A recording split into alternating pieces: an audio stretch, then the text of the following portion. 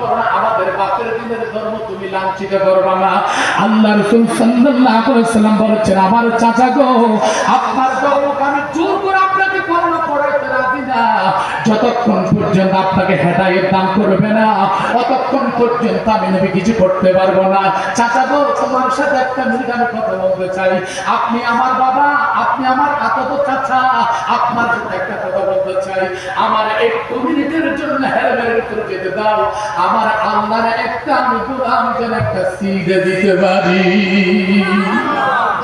আল্লাহর নবীকে বাধা দিল। আল্লাহর নবীকে বলেছে ঢুকতে পারবে না। এরকম বাদল মাঝে মাঝে বাংলার জমিনে এক সময় ছিল। ঠিক কিনা বলেন? খানার মতো অনুমতির দরকার ছিল। ঠিক কিনা বলেন?